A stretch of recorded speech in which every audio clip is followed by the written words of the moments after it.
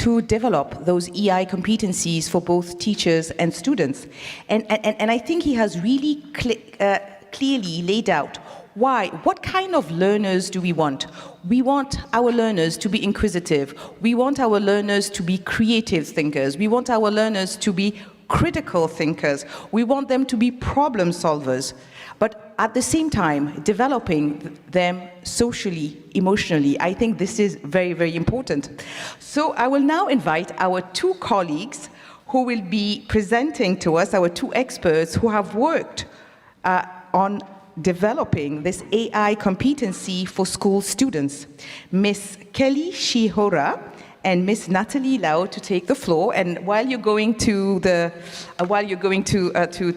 microphone, I'll just say in 2 words. Kelly is a specialist manager at the JET Education Services, and she has studied at the University of Pennsylvania. And Natalie Lau is the executive director of the App Innovator Foundation, an educational nonprofit founded by researchers and developers at MIT and Google. Ladies, you have the floor. Thank you. Thank you so much. Greetings to all of our colleagues joining us in the room and online. It's a great pleasure to be able to present to you today. Before we begin, we would like to acknowledge a few things. First, as Feng-Shun said, this is not a finished framework. We invite your comment, and we will provide a QR code at the end of the presentation that you can scan to provide these comments. Secondly, this is not a project that happened in isolation. We are building at the intersection of a significant amount of previous policy and AI skills development work. And finally, we would like to upfront recognize the difficulty in constructing a framework for the wide range of contexts and national goals represented not just here in this room, but across the global community. So how do we respond to this challenge? Well, we have tried to develop a framework that can be a tool with areas, suggestions on progression, and examples of desirable exit-level outcomes that country-level actors can use to build out and integrate essential AI skills into their curricula. We've constructed this framework around 4 key pieces of educational philosophy, none of which is without its critics, but which we feel provide a sound foundation for the types of engagements needed to develop progressive levels of AI literacy. The first one is competency-based education. We've provided a pretty basic definition of a competency here, but I would like to give an example. Yesterday, Mark West presented to us a publication that UNESCO has recently finalized. To complete this 500-page publication, the team required resilience, persistence, curiosity, writing and research skills, knowledge of education, and knowledge of technology. They applied all of these competencies to complete the task. And to complicate things, as they completed the task, they further grew those competencies and likely acquired new ones. This is a good example of our second block, experiential learning. Those familiar will recognize our simplified version of Kolb's experiential learning cycle. And in creating this framework, one of our core guiding principles was constructionism. And Seymour Papert said it best: children learn best when they're actively engaged in constructing something that has personal meaning to them. In line with constructionism, we also look towards computational action framed by Tissenbaum, which is a new framing for computing education that says, in order to make it more inclusive, motivating, and diverse, students should be given opportunities to create with computing in ways that have direct impact in their own lives and in their communities. Here again is the current working proposal of the AI competency framework for school students that Feng-Shun shared earlier. This progression loosely follows Bloom's taxonomy, but we currently are discussing whether this taxonomy is suitable for AI education. In education, and for AI in particular, we believe competencies related to reflection, evaluation, and critique will be critical, and we have currently folded them under the apply and create levels. We also wanted to note that it's not our stance that every student needs to reach an expert level in AI, but these are the competencies we think would guide students to be on track to become AI experts. For the rest of the presentation, Kelly and I will be sharing some sample learning outcome statements for each aspect under each of the taxonomy levels. And I wanted to reiterate again, this is a draft working version of the framework. We'll have a QR code at the end of our presentation and the teacher group's presentation, and we welcome you to scan it, review it, and please provide your feedback. Our first aspect deals with the human-centered mindset. Under this aspect, we want students to understand and support the principles of human rights, inclusion, and equity. We want them to build an understanding of AI in everyday life, recommender algorithms, ChatGPT, others, and understand the benefits, risks, limitations, and possibilities of their application. Further, we want them to develop a perspective and goals for themselves and for society that has a healthy relationship with AI. This is what we have referred to as self-actualization in the AI era. The second aspect is the ethics of AI. Quite a lot has been said here and leading up to this conference on this topic. We have positioned human agency as central. Humans create the narrative and the reality. We determine whether AI will do no harm. We create the parameters for fairness, and we develop the mechanisms to enforce them, and so on. An ethics by design approach reinforces this by developing the capacity to evaluate both stated and unstated purposes of AI, and the ability to link AI creation to systems outcomes, personal, social, and societal. We are also introducing the concept of AI citizenship, which speaks to the capacity to develop and defend positions on AI ethics, and to advocate for self and others for ethical, human-centered, and inclusive uses of AI, as they move through the other levels of framework aspects. Our third aspect is AI foundations. In Understand, we have data, algorithms, and models. This refers to the basics of data literacy, knowing what algorithms and models are, and understanding some of the benefits, limitations, and risks. For Apply, we're speaking towards digging more deeply into data with programming and analysis. And in Create, we're speaking towards creating visual representations of data, skills relating to communicating insights from data and analyses with other people, and being able to evaluate which algorithms are the right tools for specific use cases. This aspect is a deeper focus on technical AI skills. Understand refers to key AI techniques, the applications of these techniques, and some of the challenges, such as linguistic and cultural diversity and explainability. In Apply, we have practical AI skills. This is students beginning to engage with open source tools and libraries so that they're implementing, testing, debugging, and modifying AI through programming. Under Create, we took the next step of this progression from the Use, Modify, Create framework in computational thinking, wherein students are now able to develop novel AI artifacts towards specific goals. AI for problem solving is our final aspect. In Understand, we have problem scoping. In line with the objectives of the UN, we want students to be able to identify and critically engage with problems to support human rights. With respect to AI, this very importantly means that not only should students be able to consider if problems can be solved by AI from a technical perspective, but they should also think about if the problem should be solved using AI from cultural, ethical, and logical perspectives. In Apply, we have co-design.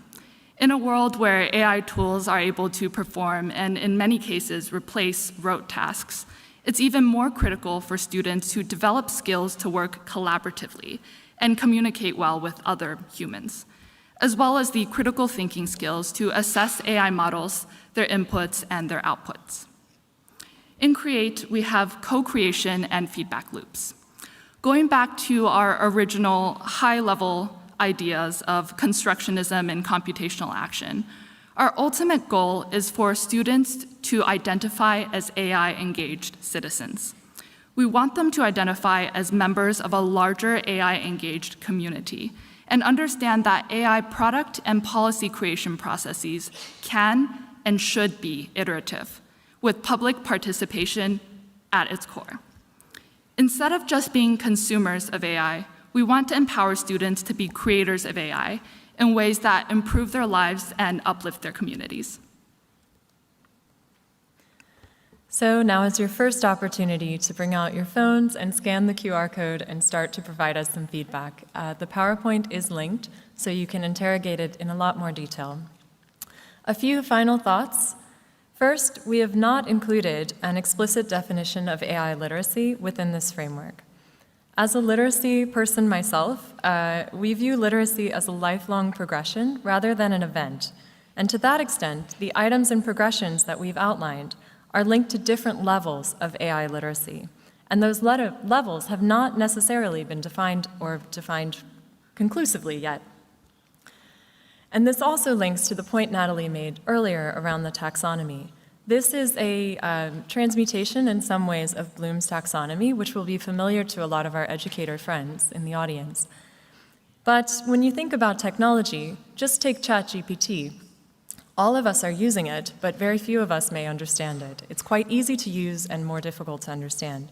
So this type of understand being less complex in applying, being less complex in creating, may not always hold up in the tech space. So this is one of the things we're still grappling with, if I could put it that way.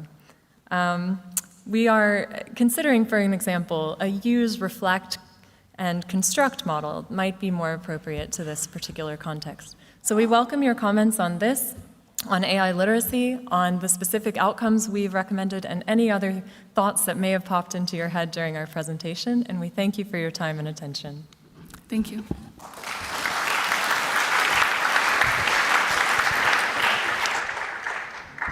Thank you very much, Kelly and Natalie.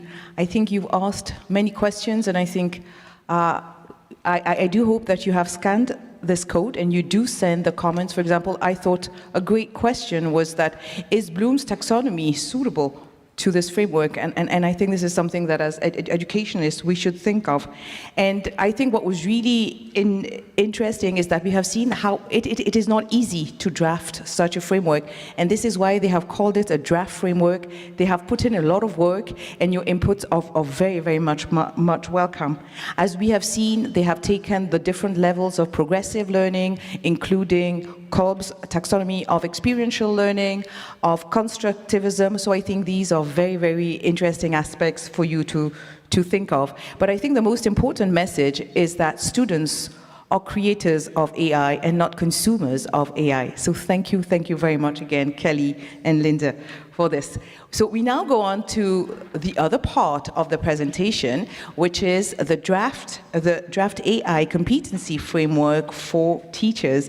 And I have the pleasure to invite Mr. Mutlu Kurukova and Ms. Shafika Isaks to take the floor. Thank you very much. And as you're walking, I'm just going to say 2 or 3 words about you.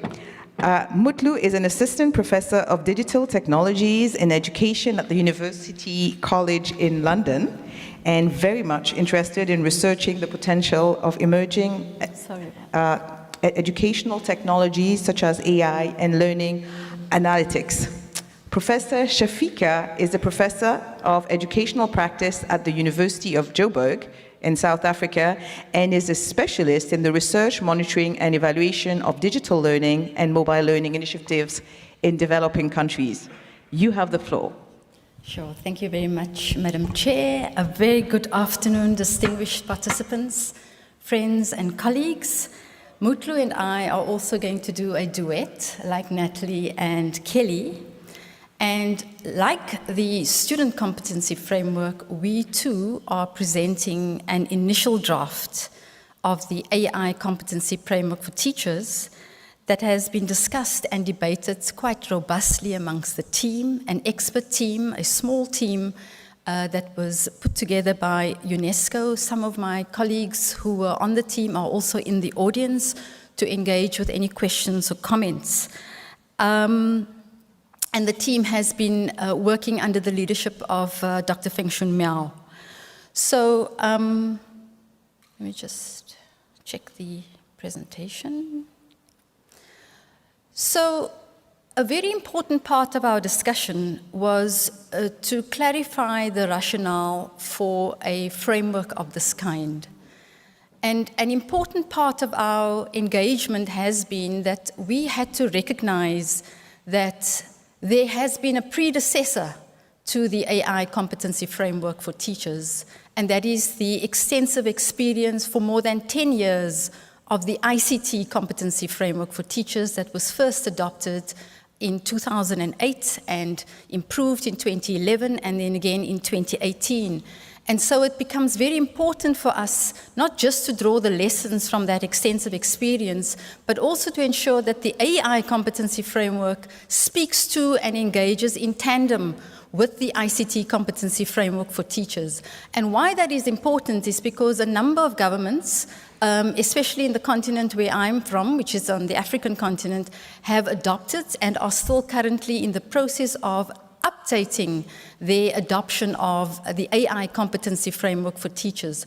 Just a month ago, I was involved with the Southern African Development Community. 16 member states have adopted the ICT Competency Framework for the SADC region, and this time also integrating AI competencies, particularly AI literacy and critical AI literacy in context. And we'll talk a little bit about that soon. And so the second rationale is that this is also a direct response to the need to frame a global conversation that will define what kinds of competencies do teachers need to engage with AI and with generative AI in a variety of contexts, and certainly in the context that I work, in highly unequal contexts of high levels of exclusivity and extreme lack of resources as well. So it becomes very important to situate the issues also in context, but that we are able to frame the conversations appropriately so that policymakers have some kind of guide to engage with the issues as well. So, the framework was intentionally designed to be participatory, also drawing on the experience of the ICT Competency Framework for Teachers. So it is designed deliberately as a living, co-creating, organic process. We were at pains to ensure that this is not a blueprint, it is not prescriptive, it is, in essence, emergent. And we will continuously learn from our attempts at applying it to a range of contexts, particularly in marginalized contexts as well. And so that has become very important to name upfront. We drew a lot of our guidance from the survey that UNESCO had embarked upon amongst 450 universities and schools, which articulated the need for a framework of this kind. But at the same time, our process has involved a small, multidisciplinary team, also coming from varied contexts, geographical spaces, and so on, and we could leverage experience as well as drawing extensively on the emerging evidence and literature, of which is also quite limited, particularly in the generative AI space. But drawing on that and drawing on also some of the grey literature that has emerged, as well as frameworks that some governments have already engaged with as well. Very importantly, following this draft, we certainly envisage a more structured engagement with wide-ranging communities in the teacher and teacher professional learning ecosystems across the world. And that is going to become a very important part of the process. It becomes very important to engage also directly with teachers to get teacher perspectives based on the particular context in which teachers are teaching as well. And so to ensure, and learning the lessons from past policy and framework experiences, that this is not a top-down approach, but it also engages with experiences on the ground. And that was an important part of the design and the methodology as well.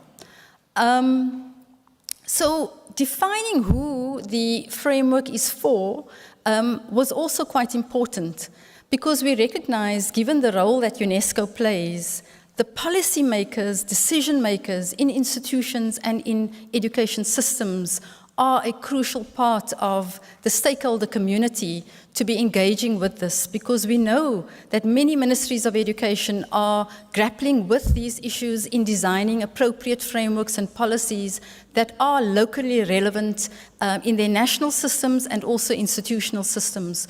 So that has a particular need that the framework fulfills, but that we also hoping that this framework can also engage with teacher educators, with trainers, with facilitators in both formal and non-formal education institutions and organizations as well. And very importantly, it is also targeted at teachers, at trainers, at facilitators, in schools, in organizations, and certainly in Africa, many NGOs who are delivering non-formal education as well. So, very importantly, we've had to define the objectives very clearly and the principles that underpin this framework. And here we had to take guidance from the fact that this framework is speaking to and guided by the Sustainable Development Goals, particularly Goal 4, and the targets that have been set, in which the global teaching crisis is quite an important part of the problem that we're trying to address, so that it is not decontextualized in the way we design this, but that we speak very directly to the particular challenges that we are facing in the teaching communities worldwide.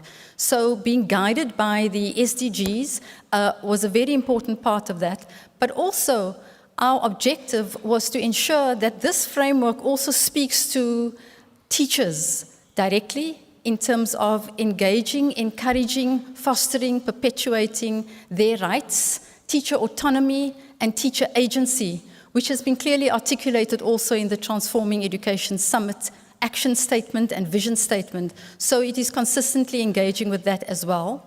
Very importantly too, it is not just for teachers and teacher educators and their rights and autonomy, but also to support and guide teaching in varied contexts as well, and very importantly, to also serve as a guide for teacher professional learning systems, policymakers, decision makers, as I've indicated earlier on. The framework is also underpinned by very important guidelines and principles. I'm not going to go into the details, it's very clearly stated on the slide, but it is informed by the recommendations, UNESCO recommendations on the ethics of AI, in which the principles of human agency, the principles of human rights, equity and inclusion is strongly underpinned by this framework as well. Very importantly, along with issues of trustworthy AI, ethical AI, safe and responsible AI, we also felt it important to surface the issue of environmental responsiveness and engage with uncharted terrain, the emerging terrain of ethical AI. So in a nutshell, that summarizes the background, the thinking of where we are at, and my friend Mutlu here is going to be speaking a lot more detail on the structure of the framework, so I'll hand over to Mutlu. Thank you. Is this that one? Yeah, next slide. Good afternoon, everyone. So I was left with the easy job of reflecting on some of the key points that have been highlighted by my colleagues here. And I would like to start by emphasizing on the draft nature of the framework once again. And I don't have any slides. I only have one slide with this QR code, so please take your time to scan and read it in more detail.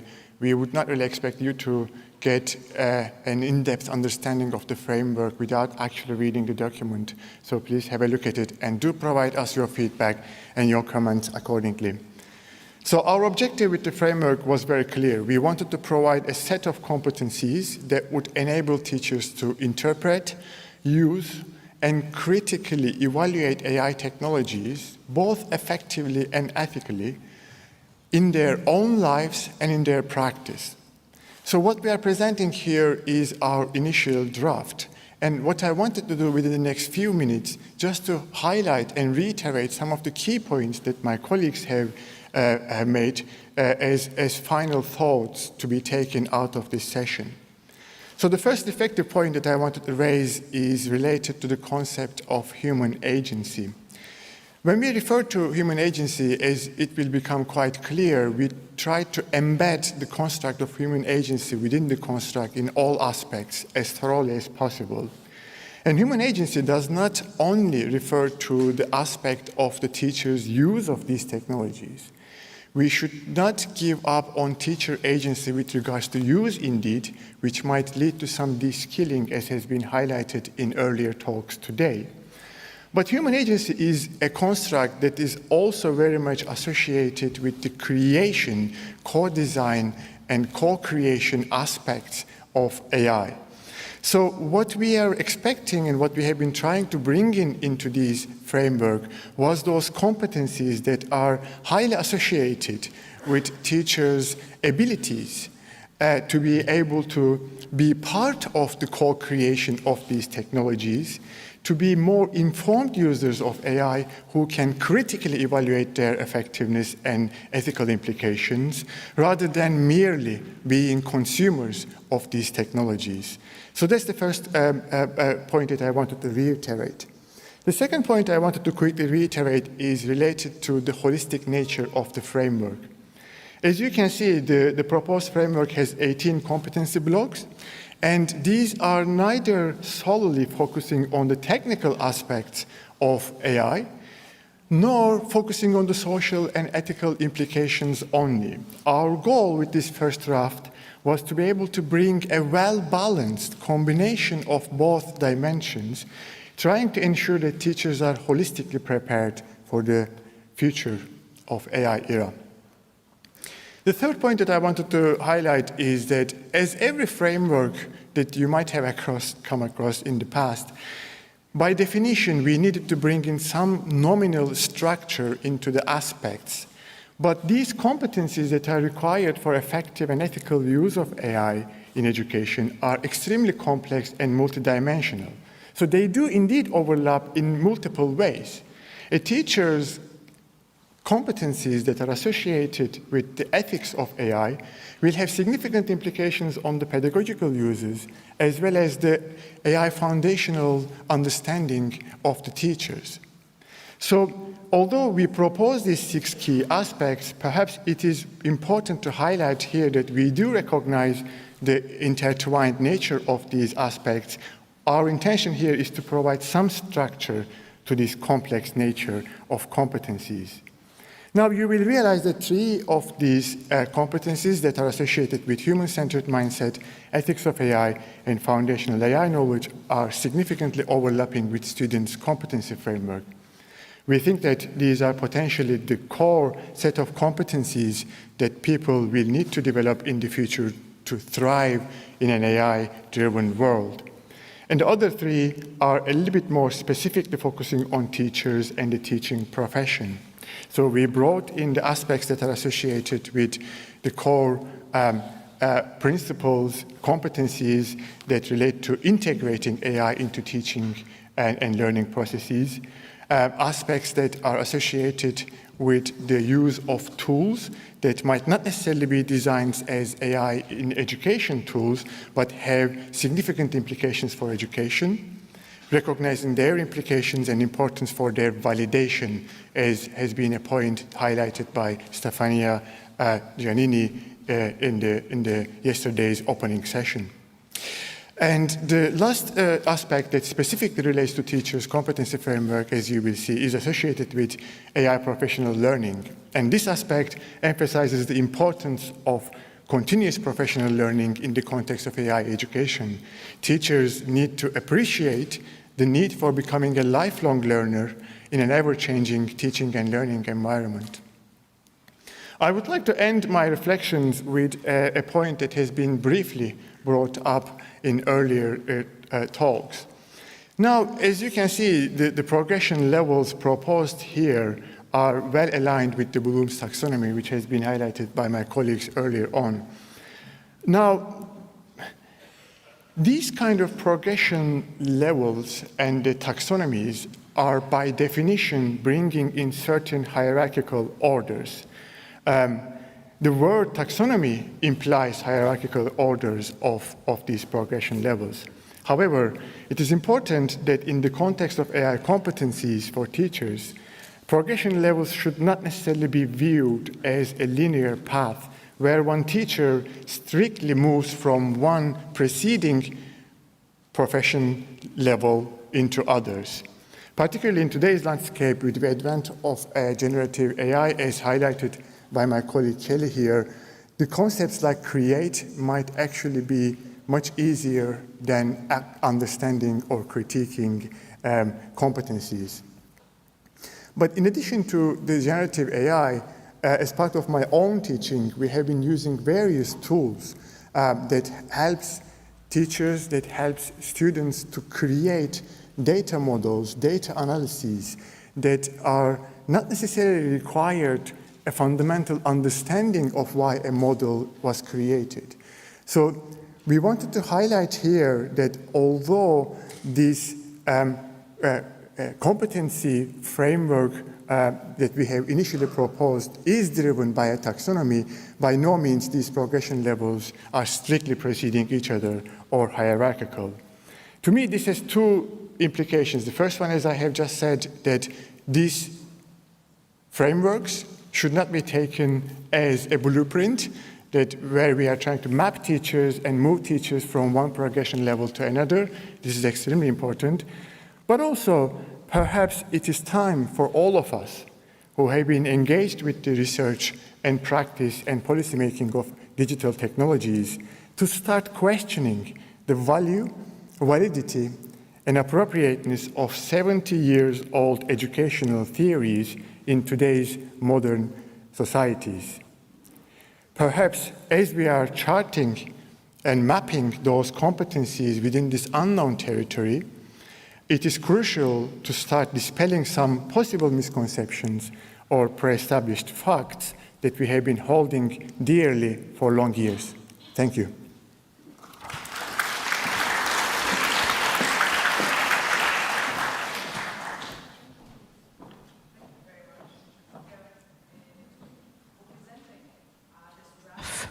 This draft AI competency for teachers.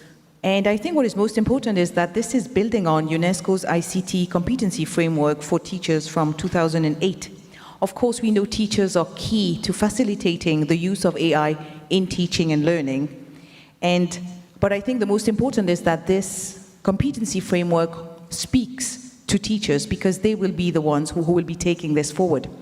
We have now come at a point where I want to give the floor to the audience if they have one or two questions that they would like to ask our esteemed team of experts who have spent so much time in developing and presenting to you. So we can take one or two questions. Please raise your hands, and if you want to add anything. Yes, we have the floor there, and somebody will give you the mic.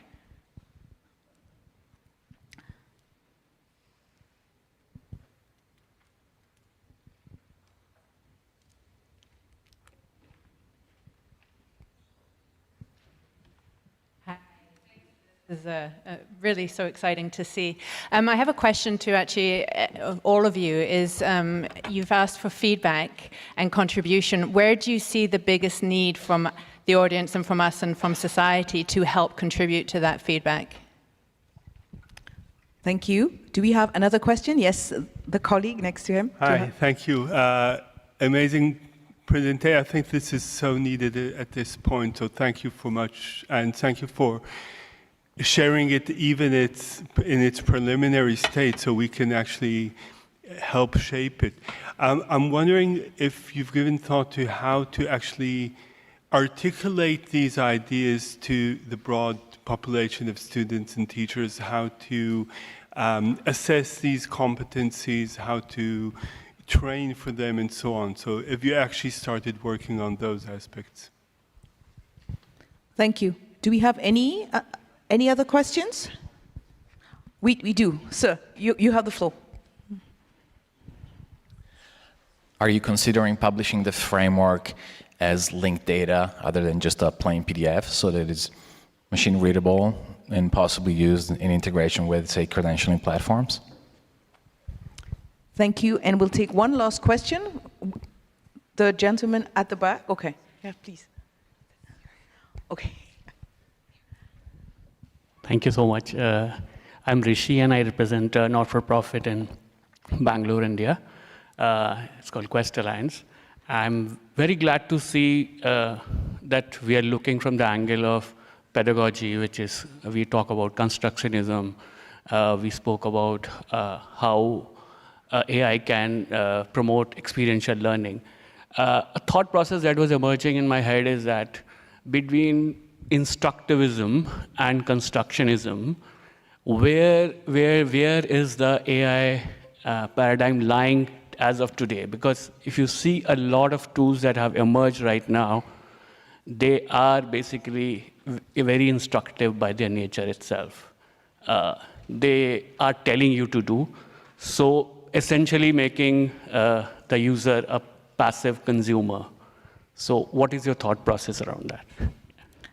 Thank you, and we'll just take one last question from the gentleman in front, and then, sorry, we'll have to stop so that we can give, can he have the mic? The gentleman is just in front here. Thank you. Yeah, thank you very much. Well, first of all, my compliments again for this big effort. It's really amazing what you have created. Two questions, actually. One issue is you used Bloom's taxonomy, and well, I'm lacking a little bit the evaluation and validation part. Because especially when we look at generative AI, we really need to understand and validate what are these new solutions or these new creations all about. This is on one level, and maybe there is a suggestion also to distinguish a bit between basic AI concepts and generative AI, because there is a big difference. The second question would concern how do you actually plan to integrate existing basic frameworks. You mentioned the ICT for Teachers framework, and I think that's really essential when we look at generative AI, because it will change.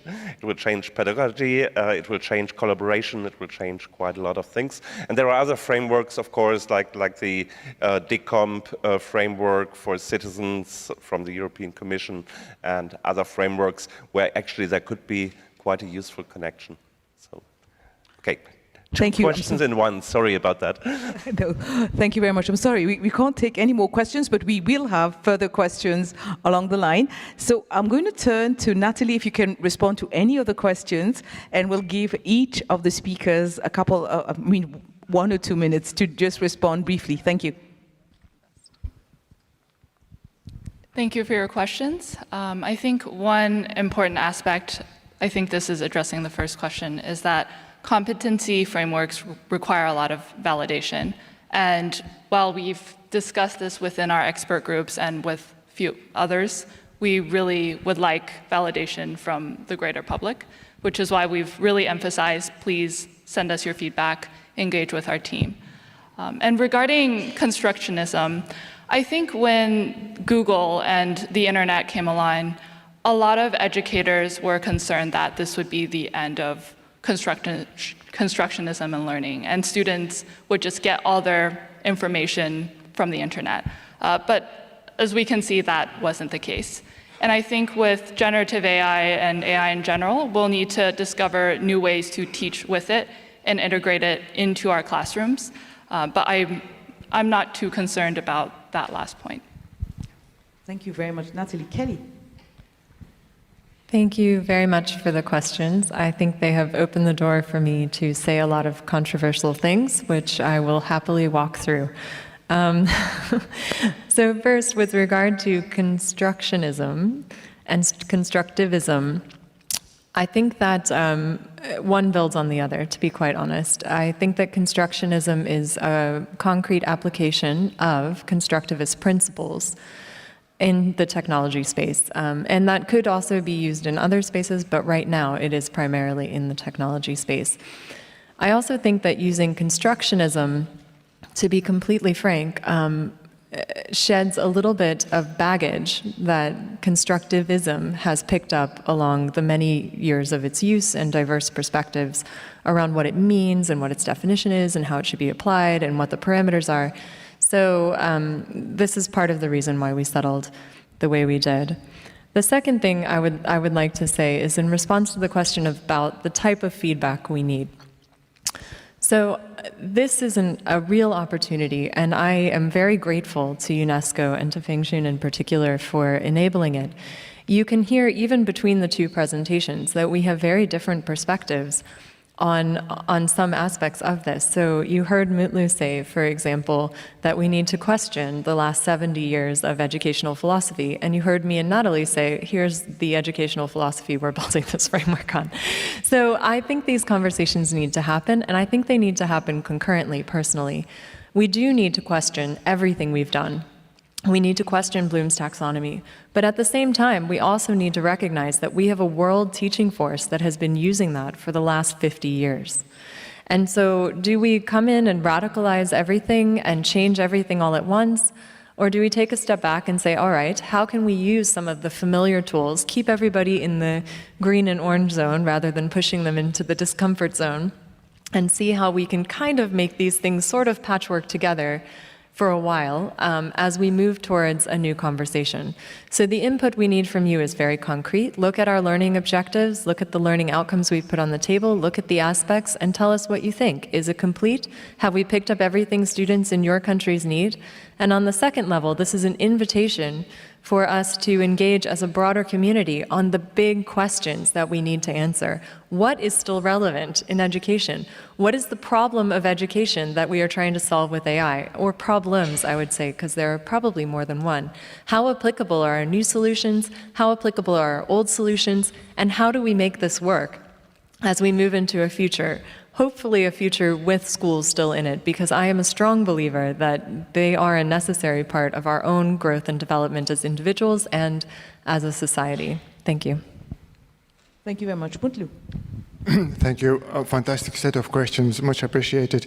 I would like to start from a very straightforward answer to the what do we need from us. We actually try to provide a set of questions that might help you understand what do we need specifically from you, but Kelly has already kind of summarized the set of questions that we put forward. If you could please fill in the form that we have provided and also add any relevant questions that you think we should be asking but we are not asking, we would very much appreciate this. I guess I wanted to also quickly touch upon the question with regards to basic AI competencies versus generative AI. It's really interesting because we had long discussions whether we should be actually adding a specific aspect that relates to generative AI tools. There are advantages and disadvantages of both approaches. We did not really want this framework to be specifically focusing on a particular approach or a particular tool because these tend to change.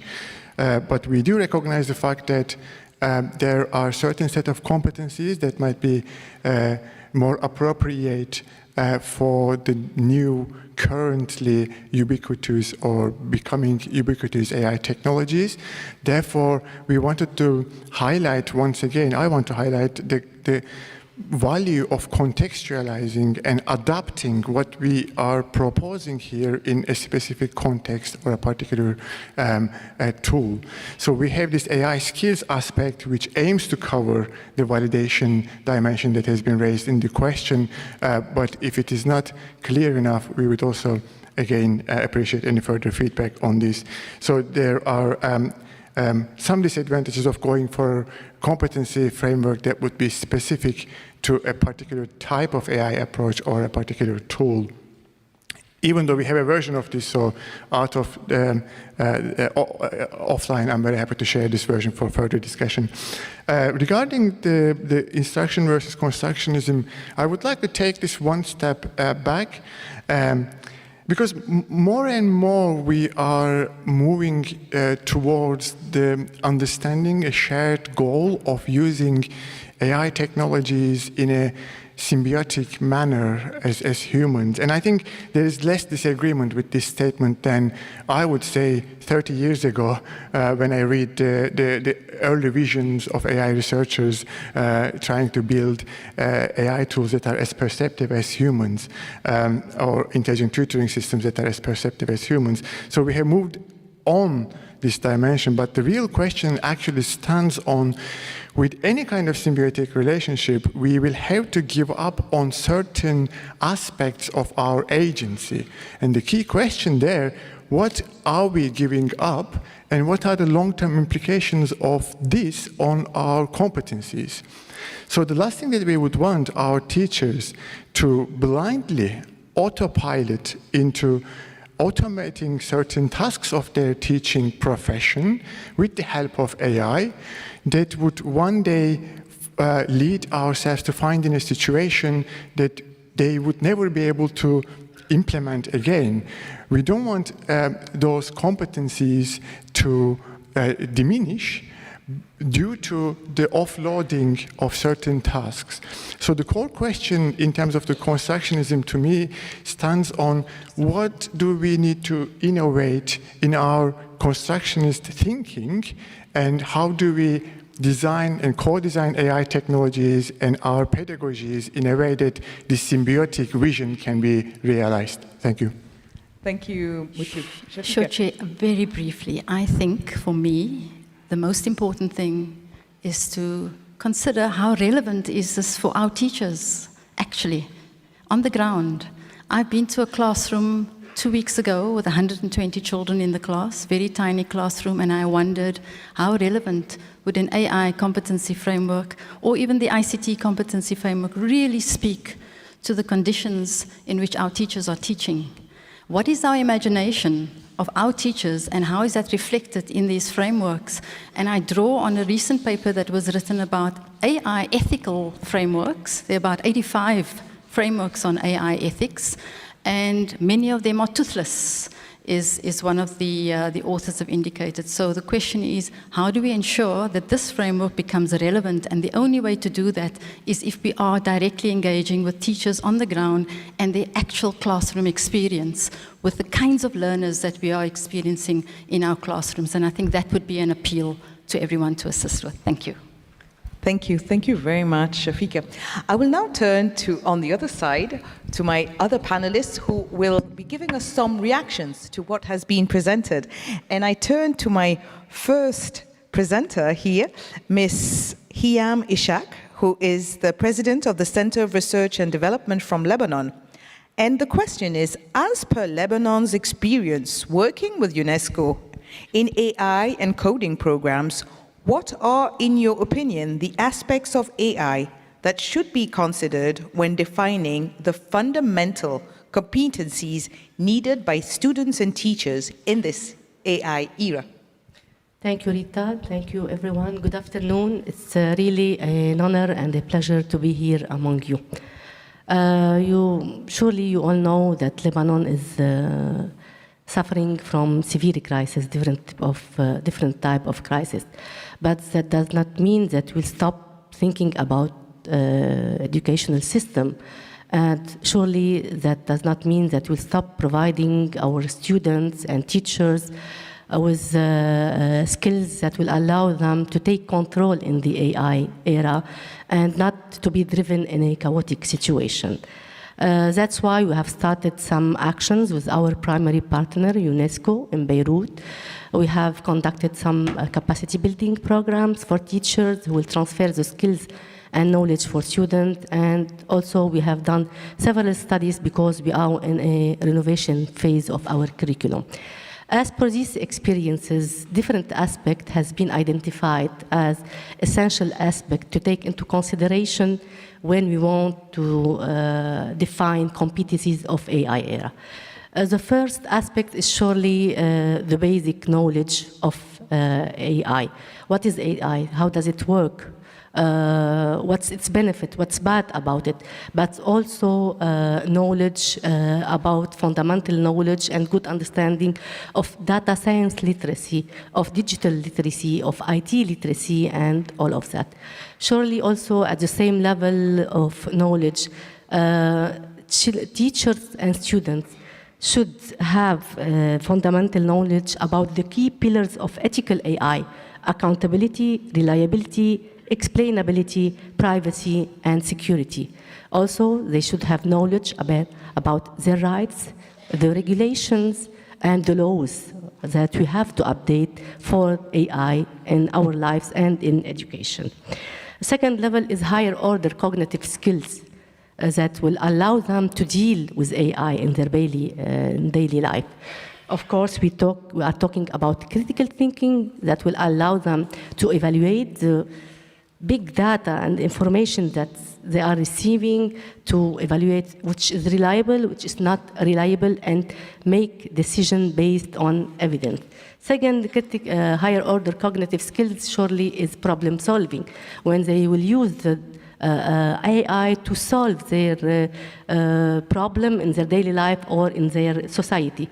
Third one, for teachers and students, is also creative thinking skills, because students have to invest the analyzed data and identified patterns by AI to be creative, to have new insight and new perspective. And teachers should use AI in their daily life practices in the classes.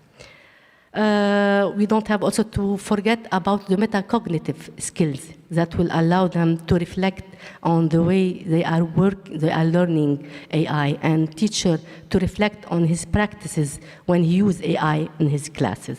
Third level is the ethical and social one. Teachers and students should be aware about ethical concerns like bias, privacy, security issues. But also all of us as a human being, we should be aware of the impact of AI on our society, more segregation and more isolation. And maybe we should take into consideration to focus on competencies that AI cannot emulate: empathy, coordination, collaboration, communication, also digital citizenship skills.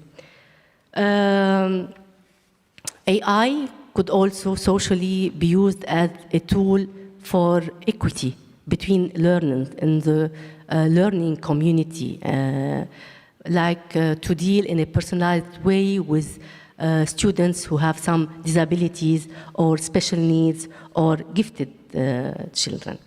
The fourth aspect that you have identified is emotional one. Now with AI, we have a new type of schools. We have a new type of classes. We have a new type of teams in classes, like, for example, diverse team, technical and non-technical team. And surely we should provide our students with some emotional skills, like resilience, adaptability, self-regulation, but the most important one is self-efficacy. They have to know that they are able, they are capable to take the lead in the AI era. The fifth one is about technical skills and digital skills, AI skills, online skills, data science skills. That is very new for us in education, and we have to deal with. The sixth aspect is the last aspect that I'm going to talk about, is pedagogical aspect and teaching profession aspect in classes. So teachers, they have new kind of classes. They need new kind of skills in classroom management and relevant approaches with AI, and new type of assessment, and also maybe in creating authentic situation with AI in classes. To summarize, we have two types of competencies. Competencies to learn with AI, and competencies to cope with AI in our daily life. In our new curriculum, national framework, we have adopted 9 transversal competencies including all what I have been listening before, and mostly the most important one is digital competency. At the end of my intervention, I would like just to share with you some lessons learned and messages. The first one, Lebanon is promoting an innovative initiative under a very difficult situation and multiple emergencies. We can't wait until the emergencies are over to work on AI. We will miss the train as several other countries. Emergency settings often lack the necessary resources, including computational power and skilled personnel to implement and maintain AI in education system effectively. Second C, capacity building is very important, yet ensuring the 3 Cs is crucial. Ensuring that AI system remains operational during emergencies, including power outages or network disruptions, is a technical challenge, and surely for poor country more than for developed country. Working on low tech should always remain an option. Partners' engagement is important, whether with bilateral, multilateral, private sector, and civil society. At the end, I will leave you with 2 questions that you have to brainstorm, have a brainstorm about, and maybe make further more researches. How can AI be effectively integrated into emergency response training and education? What is the long-term vision for AI in education in emergency, and how can it be aligned with the humanitarian goals? And thank you.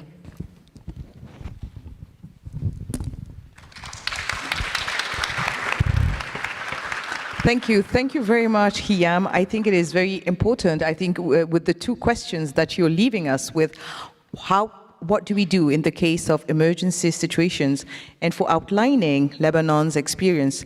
Thank you very much for telling us about the 2 main competencies. How do we learn? How do we cope?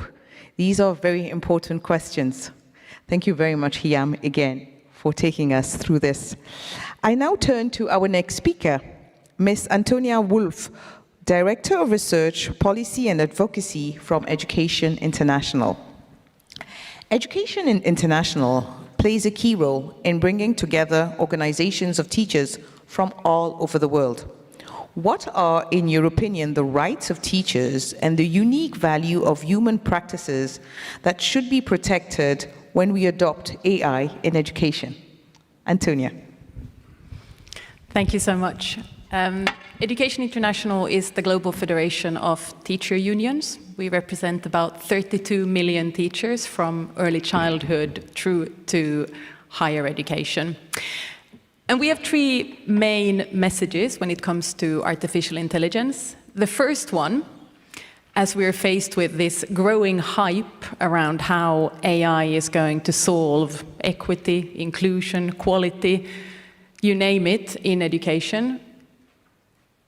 If AI is the solution, who was it that got to frame the problem? So who are the people that have identified the problems that need to be solved? And funnily enough, it seems like teachers are very seldom the people who get to do this. And it was lovely to hear reflections around the role of teachers. Now, as you have this framework, in the best of worlds, representatives of the profession would have been part of formulating the framework. So we need to get to a place where teachers are involved in designing the tools, in evaluating them, not just seen as implementers of them. The second one is, of course, about professional agency, professional autonomy. How can we get to a place where teachers are not just trained, but trusted to make the decisions around how AI tools are used in our classrooms? And lastly, what about the human beings? And how do we protect education as fundamentally a human endeavor, something that is based on student and teacher interaction? I think this was something that became very clear in the pandemic. Many of you will have felt it firsthand. So Coming back to the question, there's something really problematic in how my question was formulated. Which rights of teachers do we protect as we bring in AI? What about flipping it?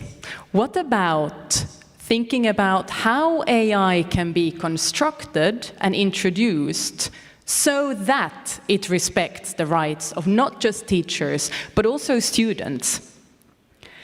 What about really starting from this human interaction not being possible to turn into data points? So those of you who in the audience who are spending your days thinking about how the complex interactions between students and teachers can be turned into data points, kind request from us, just stop, because it's not possible. The complexity, the number of decisions that a teacher is making every minute in a classroom, the number of inputs that are being considered, it's impossible to turn that into data points. That's where we need to start this conversation. And that means that there's a few recommendations from our side as we move forward and as you're all scanning the QR code.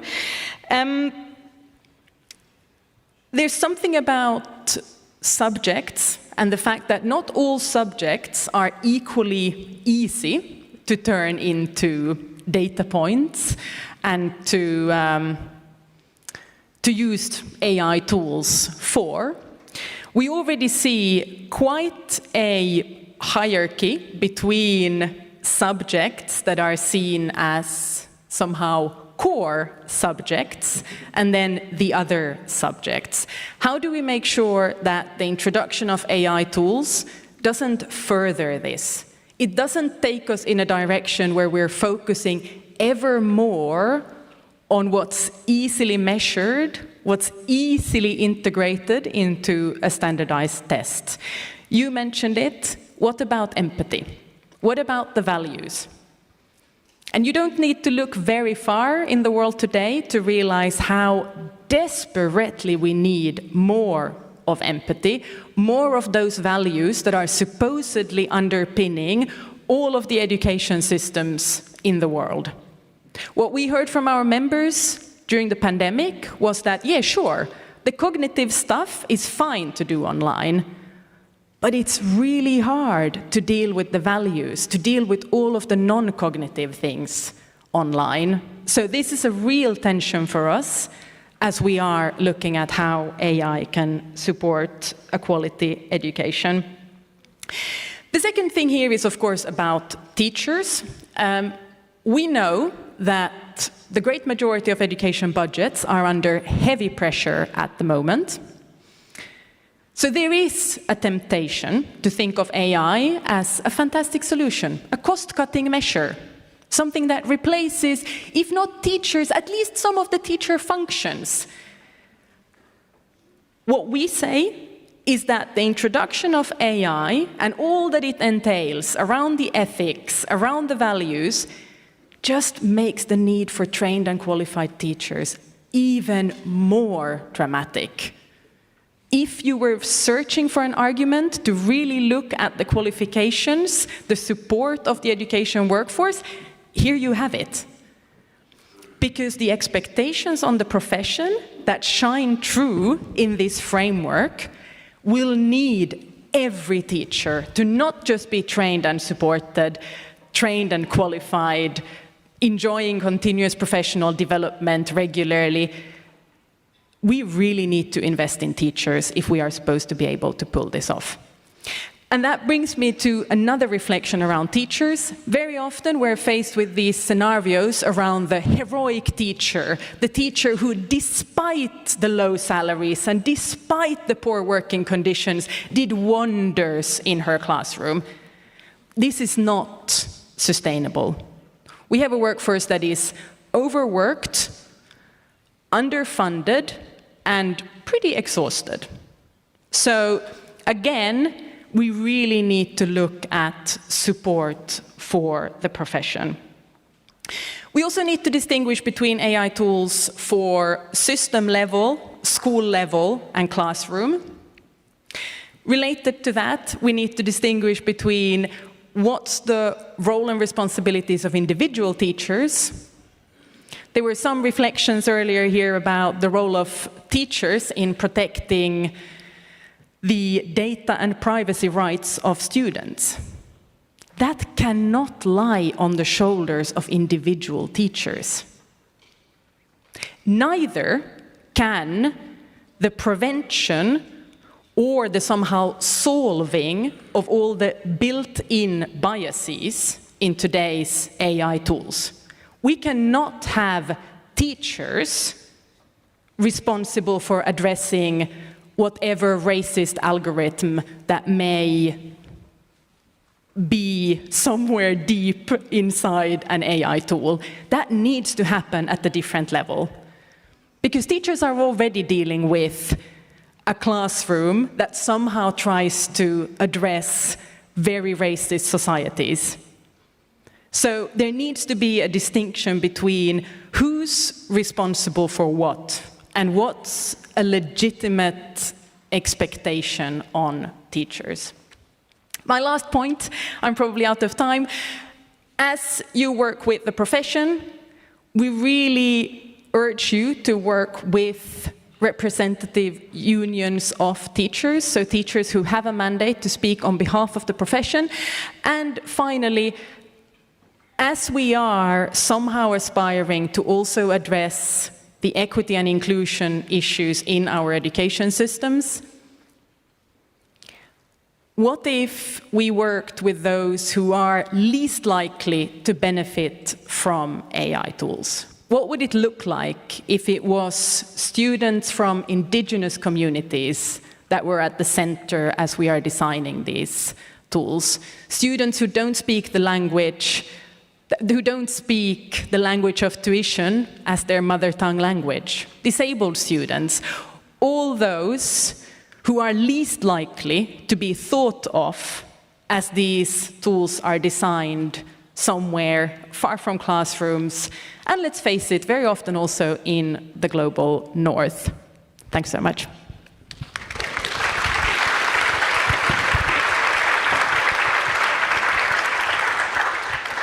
Thank you so much, Antonia. This was very passionate. This is a very passionate argument. And I think you've asked us a very good question that will keep us thinking tonight, is how can AI be constructed to help the rights of teachers and learners? And this is a very good question, which we do not always think of. And I think also